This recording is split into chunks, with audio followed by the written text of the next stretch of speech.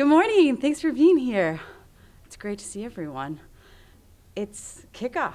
First non-conference NCAA regional opponent on Thursday at home, 7 p.m. against Michigan Tech. We're ready to kick off the season with our accountable games, and we have a wonderful group of returning players and a lively, energetic bunch of incomers. So we've really gelled the last 2 weeks being together. Yes, it's a short amount of time for fall sports, but we embrace that time together.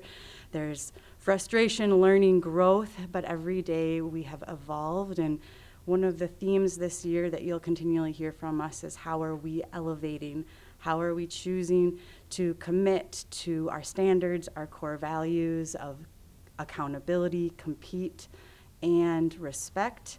And how do we apply those each and every day to improve? So we are more than excited to see Husky Heaven and Husky Stadium filled with fans and alumni and students, and the buzz and energy of the new year is here, and we're ready to go. So thanks for being here. Oh, thank you for the question, Carl. Just making sure I had that right. Coaching staff, Coach Jade and I, we've worked a lot this summer on just reflection of what we can learn from the years past together and how we evolve as a staff. So the biggest thing I think we're trying to do differently is we really were able to build a foundation of consistency last year, both with our mindset and some of our competitive advantages and how we prepared for each and every match. This year, that consistency is part of our standard. And what we want to focus on are more and more of our game plans and our preparation with some of the soccer details, having a little bit more specific positional responsibilities, having just clarified some more roles. Thankfully and hopefully we continue to have a bit more depth in all positions so that we have continue that competitive fire and drive every day at practice. And I think some of those details are going to come out just with how the women are competing each and every day. Oh, great question. Really appreciate that you recognize the selflessness of the 2023 group. One of the things that group worked on was our ball possession, our off-the-ball movements. How are we creating success in the attacking third? The 2024 group is slightly different. We have similar strengths, but we have some strengths that are still coming out of this group, and I think that you're going to see that selflessness that was established last year, and you're going to see a few more finishes this year. I think that we're going to score a few more goals because we recognized how and where we can find success as we transition into the attacking third. So both Brooke Quam and Ellie Primerano were the leading assists in the NSIC last year. So just how they play and how they'd like to create success for others, that's not going away. That's core and through to who they are. So we're excited to build off of that. Yeah. It's funny because my dad and I work together all the time. Like, he's on my butt all summer to get out there.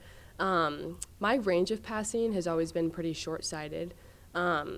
So I think one of my big goals this year is to try to find players further up the field, especially since we have a lot of people up there who like to run and get the ball in space and find a shot. So I think increasing my field of range and getting passes further up the field. I think last year the hardest thing was coming in as a freshman and just kind of not knowing your place and not knowing your role at first. But I think the best thing about that was, like, the first game that I started, I felt like I had the full trust and support of my team and my staff, so I just felt free. And I think this year coming in, now I'm starting feeling like that, So in preseason, I have my goals, and I know I can work hard and take risks and do things knowing that I have the full trust of everyone. So I think this year is just going to be even better for me and for everyone, and I hope that I can implement that same mentality for the freshmen as well, so they feel like they can come in and just rock it.